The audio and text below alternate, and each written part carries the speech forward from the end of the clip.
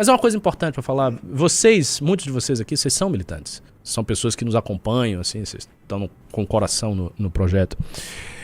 Eu sempre dizia que a gente vai conseguir transformar o Brasil, Guilherme, se a gente for o Brasil. O que eu quero dizer com isso? Pensa o seguinte, pensa o efeito de você mobilizar de forma orquestrada 5 milhões de brasileiros. Pensa assim, 5 milhões. A população brasileira é 220 milhões, uma coisa assim. Pensa você ter de 5 a 10 milhões de brasileiros no MBL. Eu não estou falando de eleitor. Não estou falando de eleitor. Eu estou falando de pessoas mobilizadas. Parece uma insanidade, mas não é. Não é uma insanidade. Nesse esforço de conseguir o partido que está quase saindo, a gente teve que conseguir mais de 500 mil assinaturas. Essas pessoas que assinaram a ficha, elas não são militantes. Se a gente tivesse hoje 500 mil militantes, nós já seríamos uma força esmagadoramente poderosa no Brasil. Ah, não dá pra fazer isso? Dá sim. Dá sim. Dá pra fazer. Como você faz isso? É muito simples. Muito simples. Primeiro, você profissionaliza, que é uma coisa que não existe, mas você profissionaliza mesmo a função de abertura e manutenção de núcleos. Isso é uma coisa que o MBL não fez. Não sei se vai fazer, mas eu acho que deveria fazer. Isso é uma opinião pessoal, do mesmo jeito que eu defendi, enfim, coisas que depois, tipo fundão, que foram aceitas, eu acho que deveria. Que a gente deveria ter uma profissionalização mesmo dos núcleos, mas com metas muito rígidas, com um trabalho assim muito pesado que os núcleos não têm ainda. O trabalho é muito... ele é pontual. Não. Você vai ter que abrir 60 núcleos no seu estado em 1 ano e meio. Com tantas pessoas, se reunindo tantas vezes, fazendo tantas coisas. Militante profissional. E aí, veja, se você começa a ter uma capilaridade grande, de verdade, com muita gente, se você cadastra essas pessoas por profissão, isso é outra coisa que também não existe, que eu acho que tinha que existir e tem que existir em algum momento. Cadastrar todos os militantes do MBL por profissão, e assim, por uma ficha, profissão, idade, onde tá, o que fez, o que vai fazer, o que quer fazer, fichar o cara todo, fazer um dossiê de todo mundo. E aí, de posse desses dossiês, começar a controlar, olha só, a controlar a carreira e a trajetória profissional dessas pessoas no detalhe. Claro, caramba! Veja, para você ter isso, você precisa ter você precisa ter um departamento de gente somente encarregada, mas é óbvio, um departamento de pessoas somente encarregadas de organizar essa massa de conhecimento, de ações administrativas, organizacionais, etc, etc. Então você tem que ter um departamento só para isso. Você tem que ter vários funcionários pagos só para isso. As pessoas acham, o pessoal no chat, ó, ficharam o cara todo. Isso sim é leninismo. Depois fala que não é stalinista. Então, mas eu sou muito arrojado nessa parte de militância. Não, eu ia falar isso, professor, que você falou de profissionalizar o militante. E impressionantemente, se eu não me engano, no Que Fazer de Lenin, ele fala de profissionalizar o militante. Exatamente.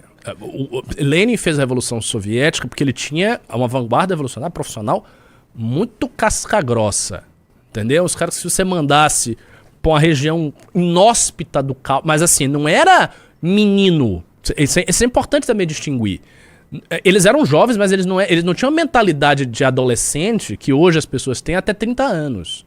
Que hoje, assim, todo mundo é meio menino. Você só vai ganhar maturidade hoje em dia com mais de 30. E olhe lá, e às vezes você ganha mal menos. Naquela época, não. Rosa Luxemburgo, 18 anos, ela foi presa. Ela estava presa na Polônia.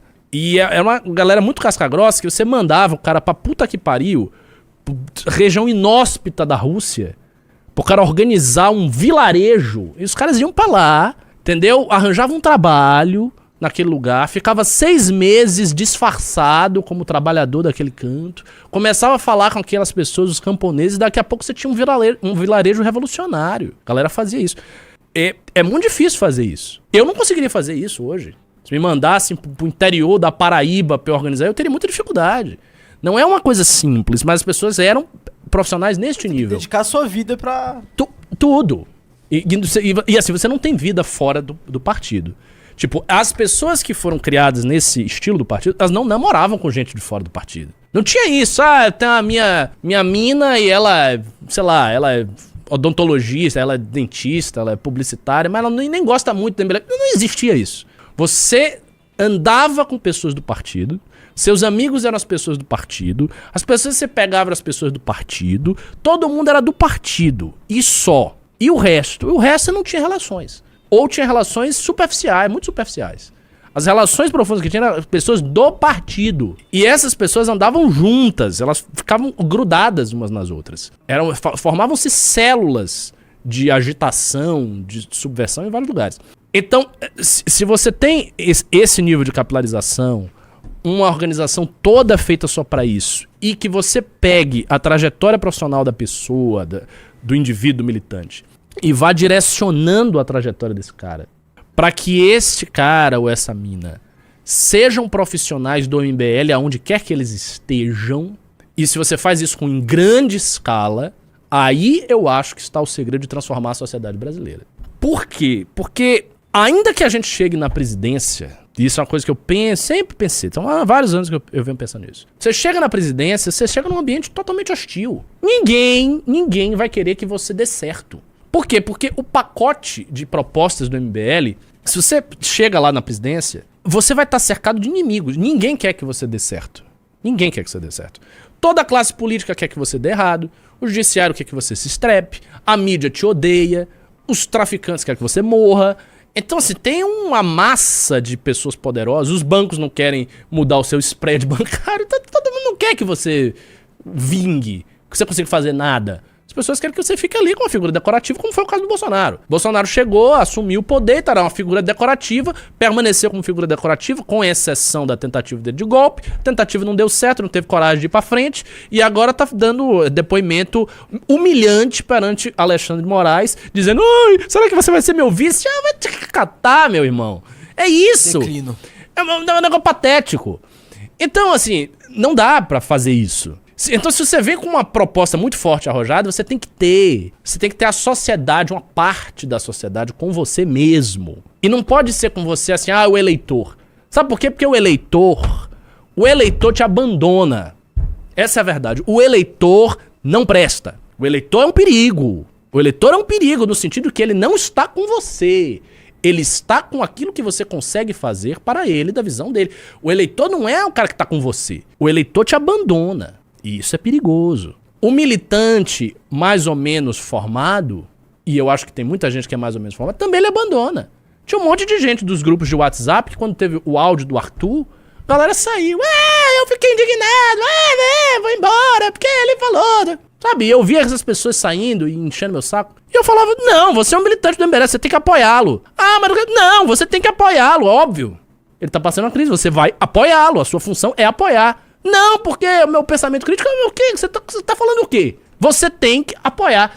E era difícil para as pessoas absorverem isso. Agora é mais fácil.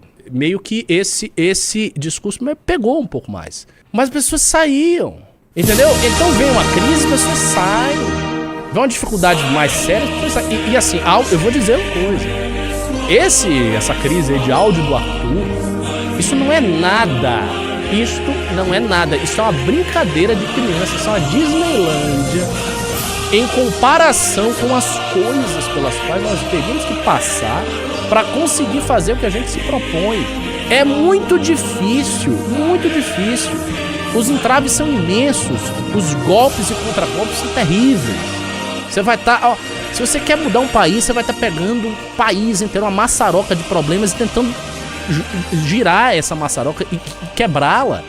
Não é uma coisa fácil. Não é uma coisa fácil. Então, essas pessoas, elas fogem, elas te abandonam. Mas se você tem... Você tá doido pra botar assim? Não bote logo assim, não vai. Olha... Mas é óbvio. Agora, se você tem a sociedade, uma parte da sociedade com você, com relações muito profundas, organizadas, com dossiê, fazendo isso, fazendo aquilo, juízes, médicos, gente de várias linhas, trabalhando em concerto, de maneira organizada, tudo padronizado, tudo certinho, tudo redondo, aí você tem uma força. Aí você chega lá e você não quebra, que é importante. Você chega lá e você não ser partido. Professor, 500 mil pessoas profissionais, militantes profissionais do MBL. Você acha que dá pra fazer alguma coisa? 500 mil profissionais, Dá pra fazer tudo. que você falou. Tudo. Você faz um presidente, transforma uma porra toda. Só com isso. É, pessoal, aí, ó. Faz mesmo. Meta aí, hein, galerinha. Porque as grandes organizações que eu citei tem milhões. Uma organização como a RSS tem de 10 a 15 a 10, 20 milhões, uma coisa assim. Tem muita gente. É uma militância maciça.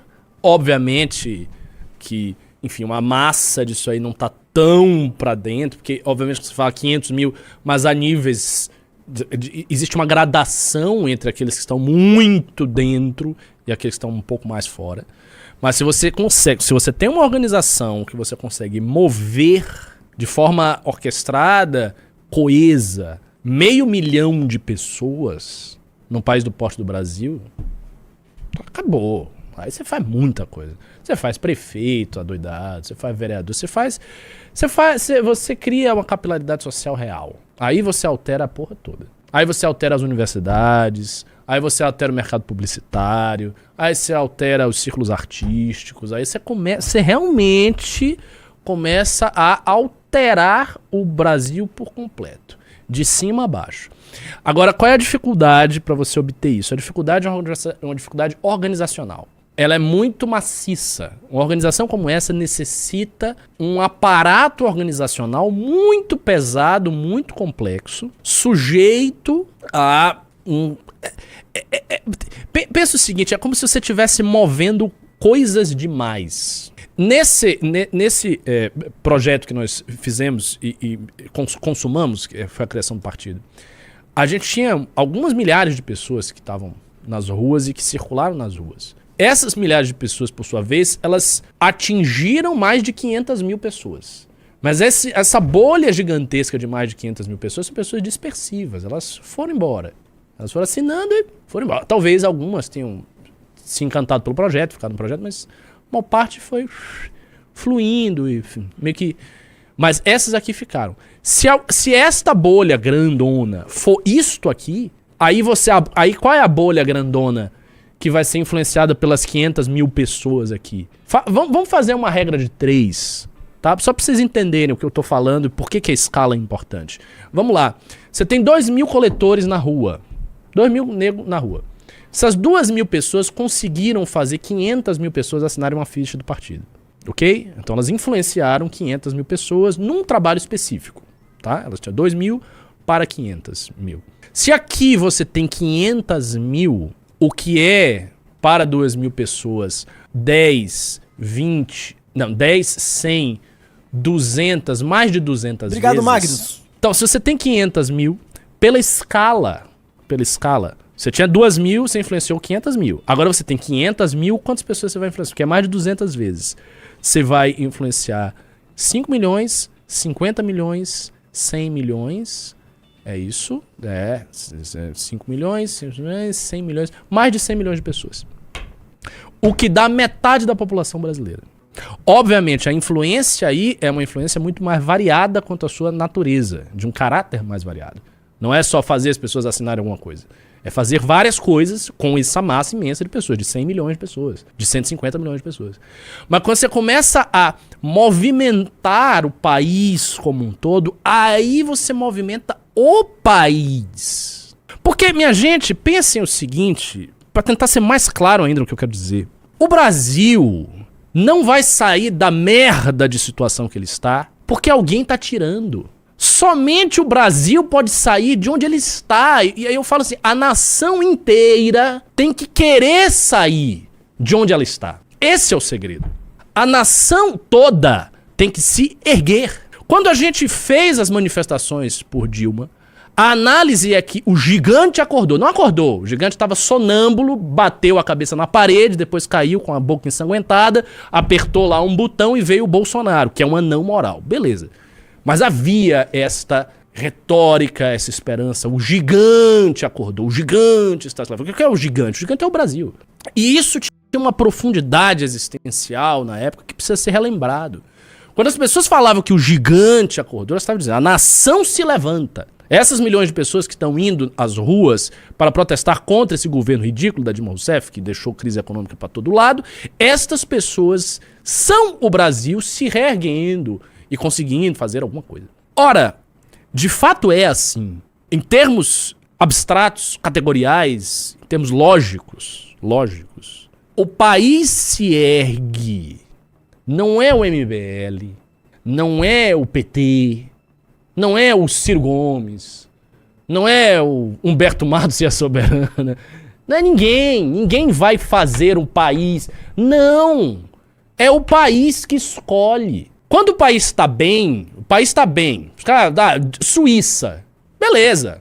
Aí é um governo que vem, outro governo que sai, melhora uma coisinha aqui, outra coisa piora, aí vem o caso dos verdes, aí depois vem o partido anti-imigração, aí tira os muçulmanos, aí grita, mas tá ali, o negócio tá funcionando. Quando você tem um estado, como é o estado do Brasil, em que o país todo, em todos os aspectos e sob todas as dimensões, ele tá na lona, aí, minha gente, não é esse ou aquele grupo político, essa ou aquela instituição, esse ou aquele partido que vai fazer o milagre. Não. O milagre é o país. É o Brasil inteiro se levantar. Por isso que, em última instância, para o MBL conseguir reerguer o Brasil, o MBL tem que ser o Brasil. E é por isso que ele tem que ter uma organização maciça, de imensa escala, que consiga mobilizar o país em toda a capilaridade que existe no país, que vá de ponta a ponta, nos mais profundos rincões, no mais, no interior, mais ali no fundo do interior, e que vá em todas as profissões, e que chegue na elite, que chegue na base, e que faça tudo isso. E a gente tenta, e a gente vai fazendo. Gostou dessa análise? Assista o Análises Renais de segunda a sexta no canal do MBL Live TV, às 15 horas. Para mais cortes como esse, se inscreva no Pela Missão.